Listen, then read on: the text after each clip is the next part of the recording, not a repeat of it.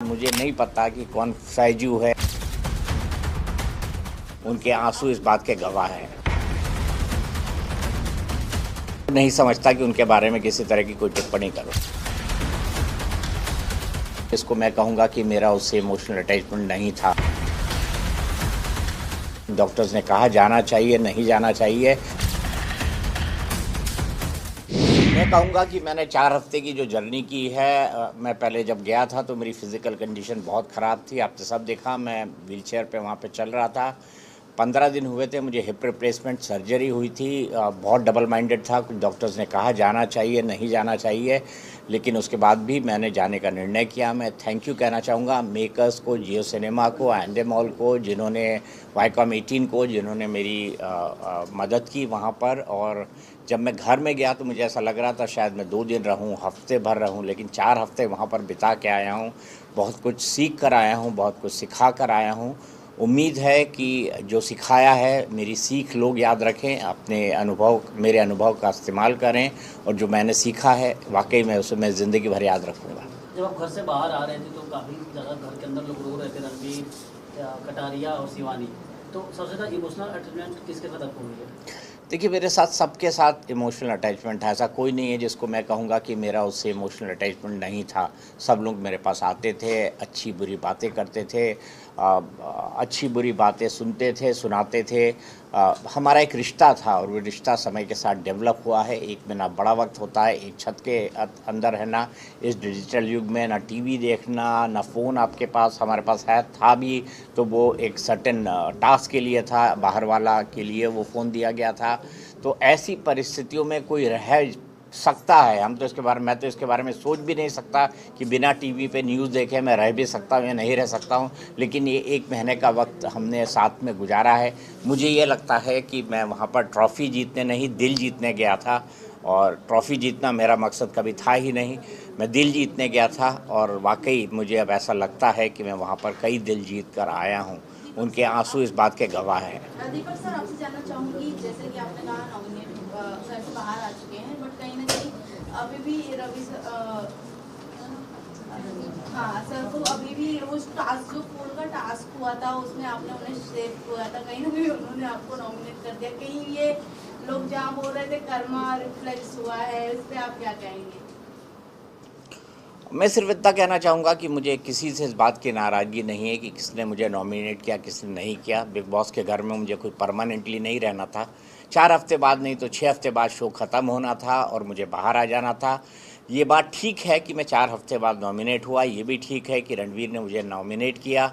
मैं सिर्फ इतना कहना चाहूँगा कि रणवीर ने जो किया, हमारी ज़िंदगी में जो बड़े परिवर्तन होते हैं उसके लिए कोई ना कोई माध्यम बनता है। रणवीर भी मेरे लिए माध्यम बने, इससे ज़्यादा मैं उसके बारे में कुछ नहीं सोचता।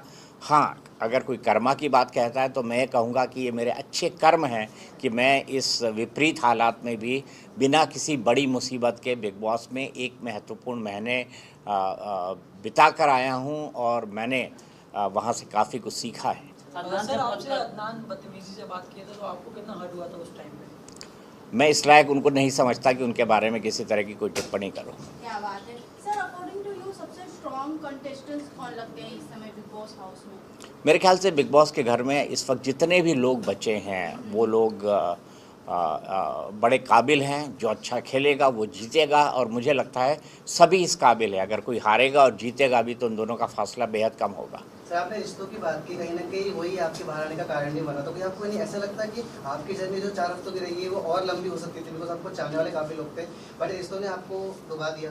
क्या फ़र्क पड़ता है सर, कोई ना कोई तो किसी को डुबोता है। देखिए, ज़िंदगी में जो है, ये जो यहाँ लिखा होता है इसको कोई नहीं बदल पाता, होनी को कोई नहीं बदल सकता। मेरी माँ कहा करती थी कि सामान 100 बरस का, पल की खबर नहीं। मतलब ये प्लान फॉर 100 ईयर्स, हम अपनी ज़िंदगी 100 साल के हिसाब से प्लान करते हैं कि 20 साल में ये करूँगा, 30 साल में ये करूँगा, 40 में ये करूँगा, 50 में ये करूँगा।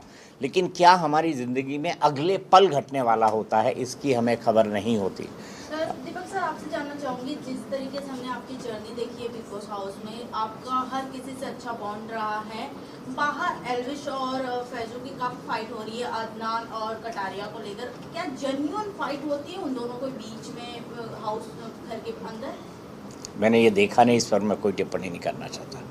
बट आप उनके साथ में रहे हो, क्या आपको अदनान और मुझे नहीं पता कि कौन फैजू है कौन क्या है, मैं उस पर कोई टिप्पणी नहीं करता। पहला जी, वो बिग बॉस के हाउस में भी आए थे मैं नहीं था उस वक्त। सर शिवानी के साथ जैसा उसके भाषा को लेकर घर में बात होती है, आपके साथ काफ़ी देखा गया कि आपके साथ बैठती थी, आप समझाते थे, तो कैसा उसका भाषा है या स्वभाव है, कुछ बताना चाहेंगे रियल में जो आपने अनुभव? स्वभाव से बहुत सरल है, थोड़ी ज़्यादा बोलती है, ज़्यादा मजाकिया है, लेकिन उसको गलत लोग उसकी भाषा के कारण समझते हैं। मुझे ये लगता है कि जिस इलाके से आती है वो उत्तर प्रदेश का एक ऐसा इलाका है जहाँ कई भाषाओं का और बोलियों का मिक्स बोला जाता है, वहाँ की लैंग्वेज इसी तरीके की है। तो मैंने यही लोगों को समझाने की कोशिश की, मैंने यही एके को भी बताने की कोशिश की थी वीकेंड का वार में।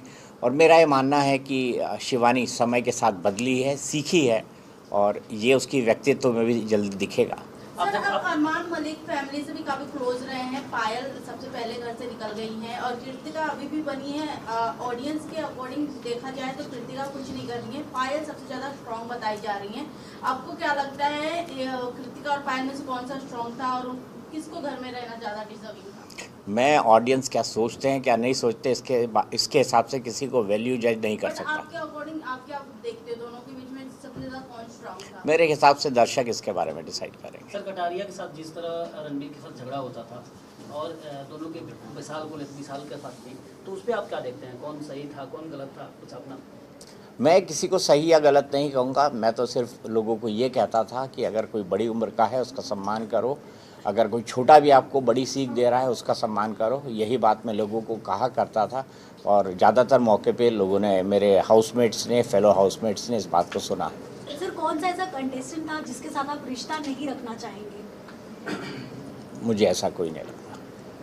अदनान ने जिस तरह से आपके साथ बिहेव किया, क्या उसके बाद भी आप सारा गिला शिकवा आप भूल जाएंगे? मैं कमेंट कर चुका हूँ कि इसके बारे में कुछ नहीं कहना चाहता। सर, क्या आपको ऐसा लगता है कि इस सीजन जो बिग बॉस का जा रहा है वो उसकी टीआरपी काफी लो जा रही है, इसकी वजह से बार बार वाइल्ड कार्ड एंट्रीज आनी पड़ रही है, कभी एमिश को बुला रहे हैं, कभी फैजू को बुला रहे हैं, फेक कंट्रोवर्सी क्रिएट कर रहे हैं?